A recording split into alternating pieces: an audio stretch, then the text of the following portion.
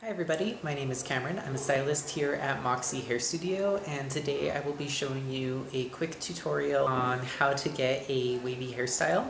My model Melinda has naturally wavy hair, but it's not really defined, and so what we want to do with this style is just define the waves a little bit more. I'm going to be using No Gas Spray as the styling aid. The reason I selected that one is because it does have heat protection in it, but it also has a little bit of hold, which is really ideal for someone whose hair type maybe lets go of a curl too soon or doesn't hold it for very long.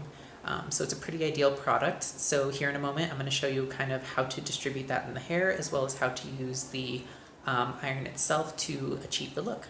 The biggest thing to remember is when you're going through and sectioning the hair, you want the sections in the hair to be about the same size as the tool you're using. So the width of the flat iron will be the same width as the sections that we're taking. So you can basically take a section like this, and then you'll just decide which direction you want to go. So when you clamp down, you're going to want to decide if you're going to want the curls to go away from the face or if you're going to want them to go towards the face.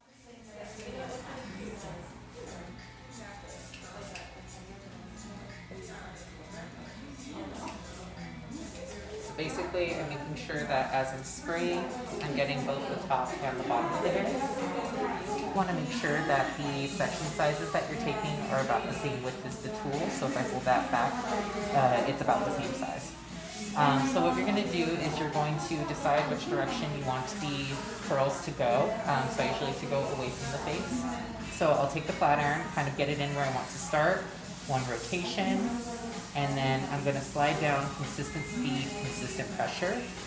And so one of the things that I'm making sure to do is I'm not clamping so tight that I can't move it throughout the hair, but I'm not also clamping so loose that it's falling out of the iron either. So I'm going to clamp it in, same position, one rotation, and slide all the way down. Same speed, same pressure. And then I usually don't like to go above 350 on the heat settings. Okay, so I decided to change the angle so you guys can see a little bit easier. But basically what we're doing is we're going in and we're taking these kind of vertical sections. So the width of the section is about 1 inch, but if you were to pull this hair out, you can see that that is much thicker than 1 inch. So if you're having troubles keeping the hair inside of the blade, what might be easier for you is to split the hair in half again, so it's a smaller section, and then you can just do that one in the blade. When you get really used to the technique, that's when you can switch back to doing something like this, where it's a lot thicker. And the reason this still works is because it's only 1 inch in width, so the heat is distributing evenly when it gets through. The other thing that I'm doing too is I'm making sure to go through and like finger detangle each section. It's kind of like when you braid hair, if there's lumps and bumps, you're going to see that in the braids, so the same thing with the curls. When I was doing it, I was holding the iron this way with the plates going downward. So when Melinda's going to do it on herself, she's going to actually hold the iron the other way, and then she's going to take her sections and kind of do the same technique by herself.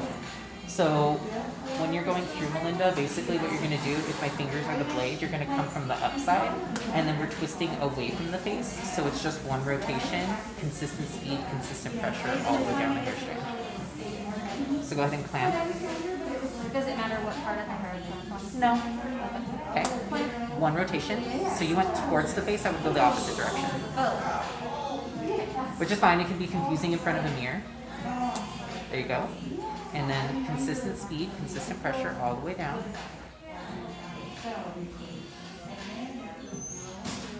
Perfect. Yay! And then you can let that go.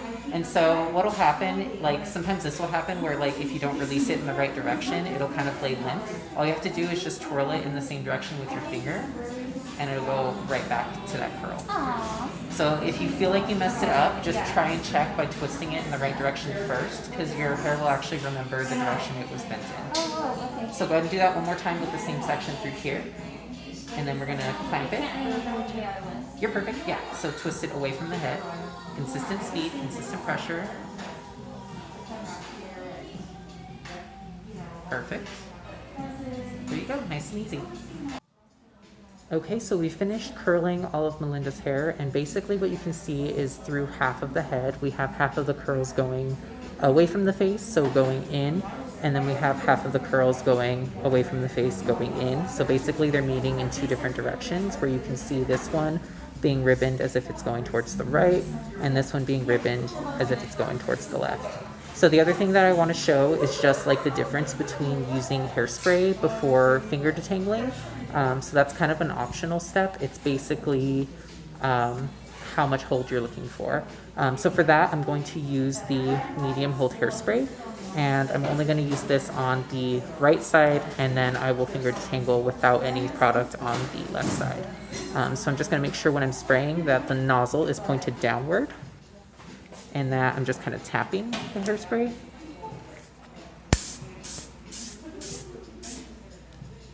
And then off camera, I'm going to do the underside. Okay, so at this point you can use a wide tooth comb or even just your fingers, but the idea is to detangle, and basically all of the curls are going to catch each other at the same point and you'll get a wave. So just going in and kind of clawing with my fingers, breaking that curl up. This is the side with hairspray, so even with hairspray in it, I'm still able to break through the curls without any troubles or challenges. So just kind of clawing through, breaking that up. And you can kind of see how we're getting this nice kind of like rippled effect, and how the curls are kind of meeting one another. And then if you need to, I'm gonna have you tilt your head back, Melinda. You can always kind of tilt your head and then scrunch with your fingers, and that'll give it a little bit more body. And basically what you're doing is you're pushing the curl into itself so that it's remembering the shape a little bit better. You can relax, and you can see how that gave it even more definition.